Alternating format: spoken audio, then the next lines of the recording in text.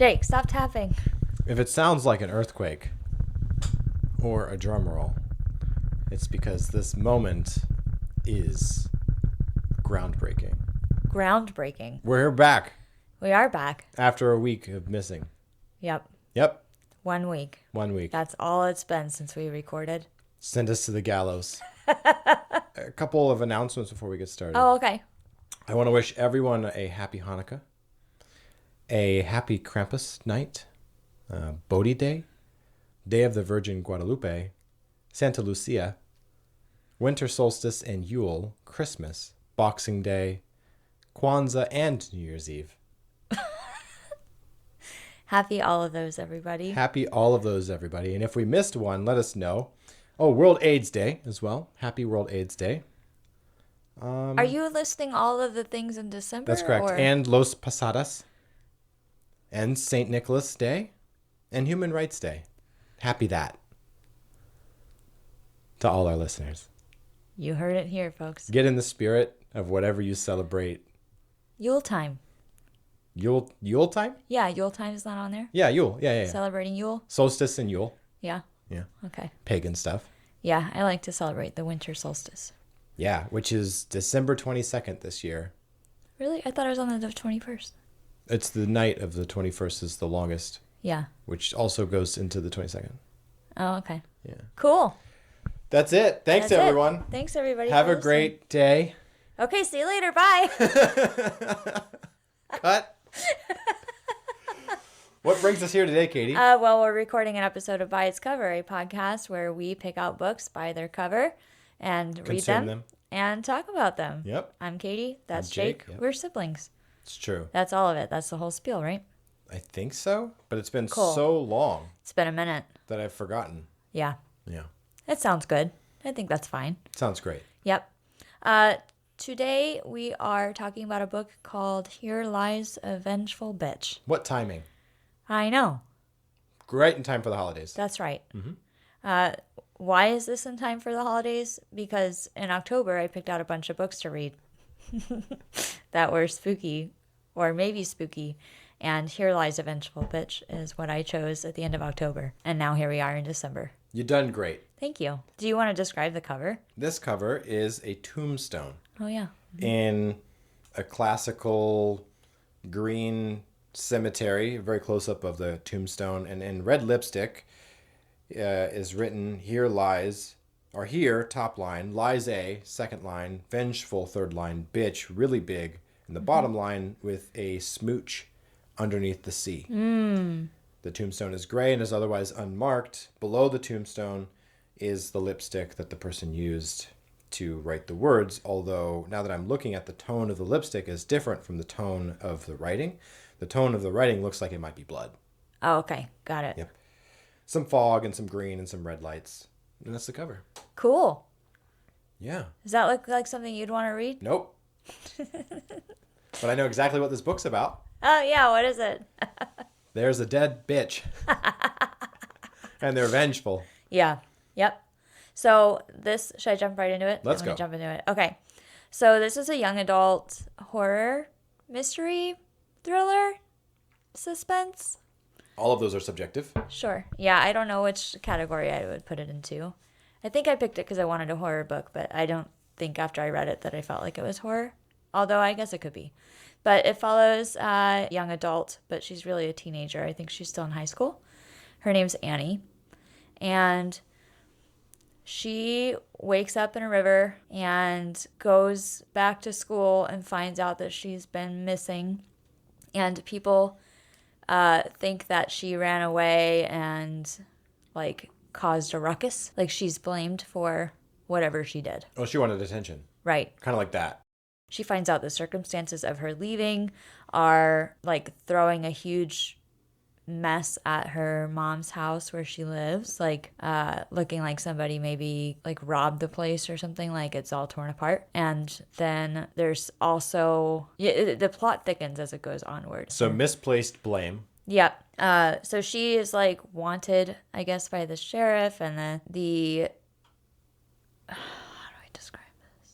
Anyway, she comes back from the river and she's in trouble. Let's just Let's just say that. She's in trouble for something that somebody thought that she did, which she doesn't remember doing. Which was just causing a ruckus. Yeah, like vandalism Okay. or something. She has this, like, she's wet. From the river. Yeah, but she won't dry. Oh, she did.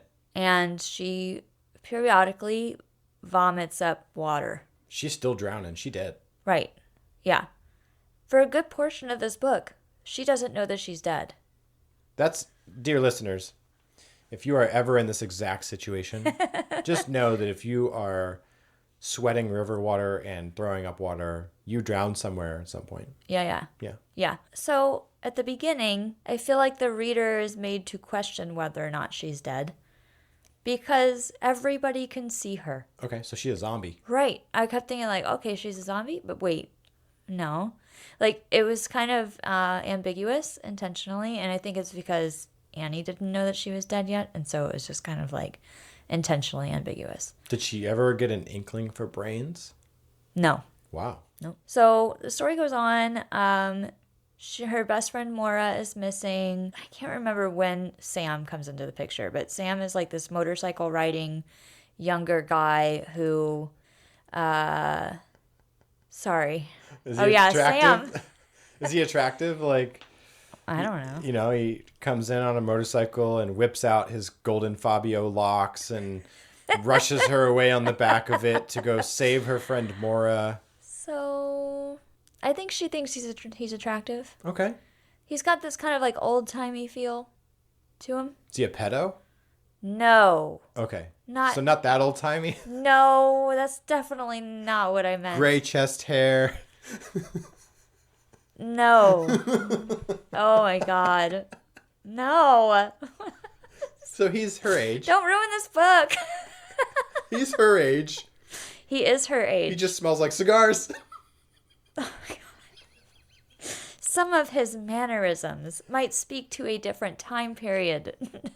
Oh, he's a time traveler. Sure. Okay. I can't remember when. I think somebody actually pulls her out of the river. Hmm. And then she meets all these people. And then can we just start over? I feel like I really botched this. No, this is great. This is awful. This is great. I didn't write notes. And the last time that we did a book that I did, I had notes. And you were like, be yourself with notes. You know and how I should have known in October to write those notes. This is great, though. We have a waterfall zombie with an old-timey time traveler and a missing dead friend. Yeah. Right? Pretty much. And she's in trouble for vandalism. Yeah, there is a group of people, not only Sam, but they all live in this like abandoned town up on the mountain where the river was. And I think that they pulled her out of it. And then she went back home. Okay.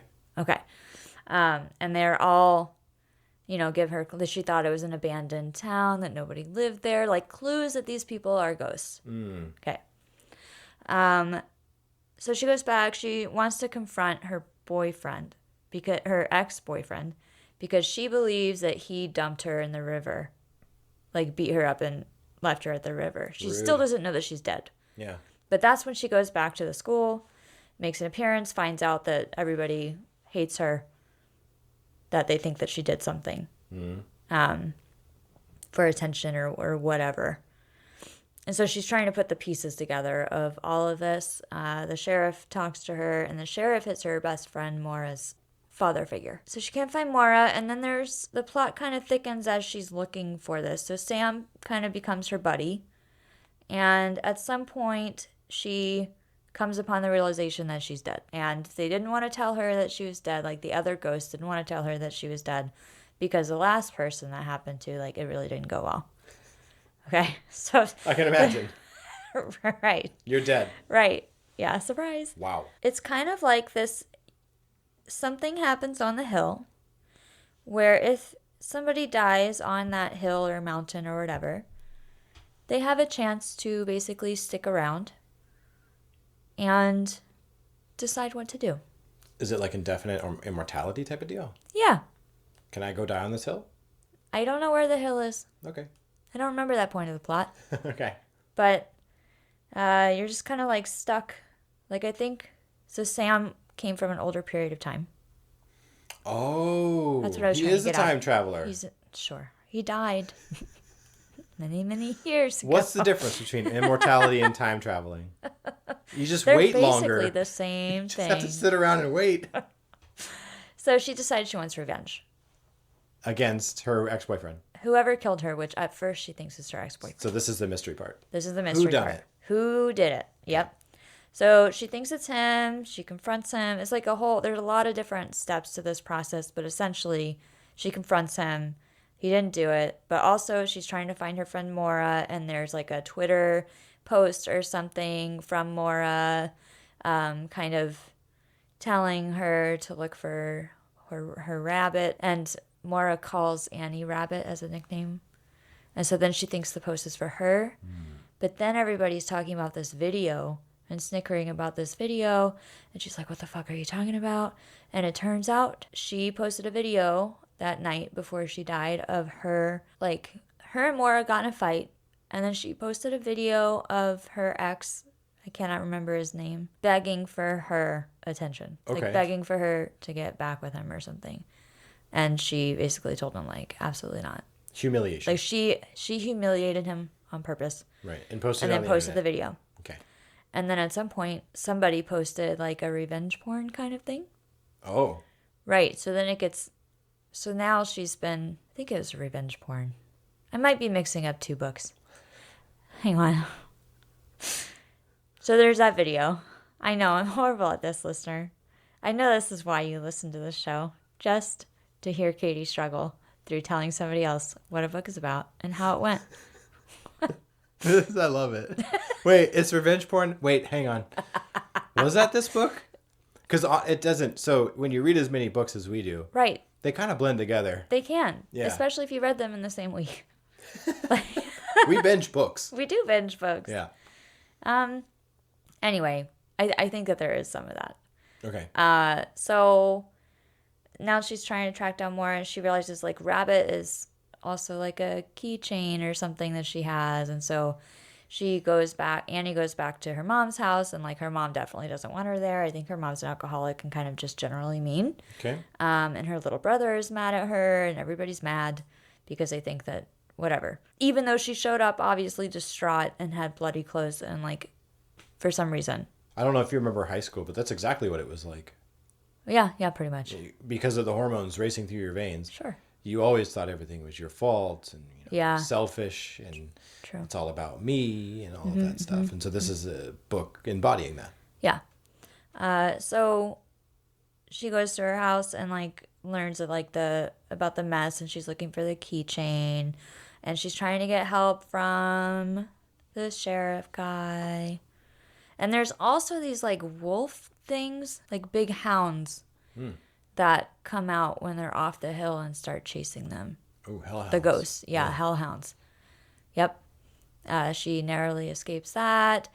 She goes and confronts the guy, her supervisor at work. She works at a diner with Maura, to ask kind of, like, what happened here. And she was, like, she was basically drugged at the concert where her ex-boyfriend was and where they had that confrontation.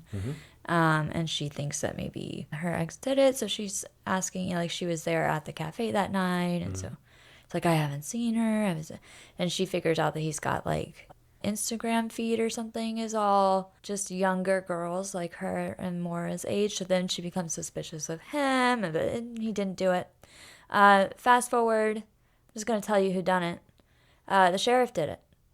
Ooh. Right? Ooh, her dad's friend, the sheriff. Yeah.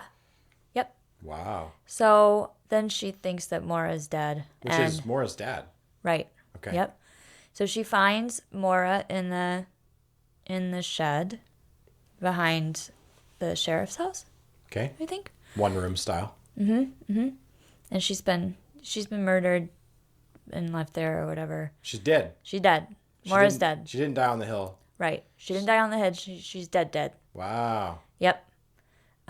So then she enacts revenge on the sheriff and kills him. She has to follow him somewhere to do it. So he escapes as he realizes that she figured it out.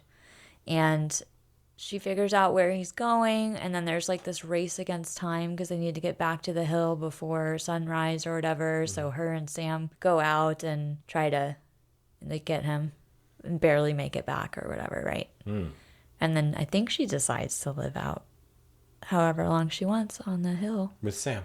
with Sam. Wow. Yeah. Happy ever after. Happy ever after. Did the sheriff try to kill her and then failed because she's already dead? The sheriff was the one that killed her and left her body in the river. So at some point, she realizes that she's dead and immortal. Right. And that she can't leave the hill, really. Right. Because the hellhounds will come after her. Right. And the sheriff finds out that she knows. Right. So the sheriff would just kill her again. Yeah, I think he tried to when she went there to kill him. Did she bleed water? I don't remember if she bleeds water. I don't remember that detail. Because that'd be like revenge horror. Right. The sheriff shot her again. I thought I killed you. Bang! I think there was something like that, and I really wish I remembered. And then she's like, wait, I didn't die from that bullet? Right. Wait, I'm already dead? I'm immortal and I'm going to kill you, Sheriff. You know, I feel like there was something like that now that you mention it. Be a good scene. Yeah, I really think happened in this hotel room. I'm pretty sure. Listener, go read the book and you tell me if I'm right. Because I don't remember. It's opposite day here on By Its Cover. Please tell us what the book is about. Read this book and tell us what it's about. We'll wait. Yeah. That's hilarious. Yep. So who was the here. vengeful bitch that lied there? Lay there? She's not really there. It's just a play on. There's no headstone. What? It was Annie. Annie's the vengeful bitch. Yeah, but Annie didn't. She lies have on a the hill where headstone. where she lays her head. Who was the girl that, or I assume it was a woman that wrote in lipstick? Yeah, the cover is just a farce. Wow. It all has nothing to do with. The rug has been pulled out from under Right? you. So what was so wild to me about this book is like once you figure out the sheriff did it, you're like, but wait, like he was there when she went to the school and he told her she was in real big trouble and all that stuff. Like, Wait a second. was he not quite sure that he killed her? Did he doubt his own memory at that point? Like, how is his experience with this? Because he's the one that killed her, and then she comes back to the high school. Find out in the sequel, oh my god, I failed to kill a vengeful bitch.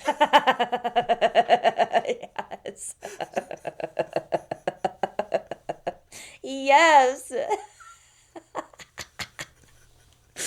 Well, there you have it, listeners. We're waiting for a sequel to explain The sheriff's perspective. sheriff's perspective of this whole book. Well, let me ask, did you like this book? I did. I actually really enjoyed it. It was a fun read. Yeah. It was interesting that I feel like I wasn't actually looking for young adult horror. That's the only thing that I'm like, I wish I was an adult horror book. Okay. But I very much enjoyed it. It was a fun read, super quirky. Like the idea of the ghost not knowing that they're dead and then like being able to be seen by everybody is really interesting to me. Mm-hmm. It's like a whole new perspective on a ghost. Yeah. But it seems like when I need to read a book or when I want to read a book and I go to Libby and I want to read a book today. Available now audiobooks. Young adult fiction is where there's something always available. That's because there's a lot of money in adult fiction. Yeah. Young adult fiction. So next time I'm hoping I find an adult horror book. You just have to filter by schmut horror. Schmut. Schmut.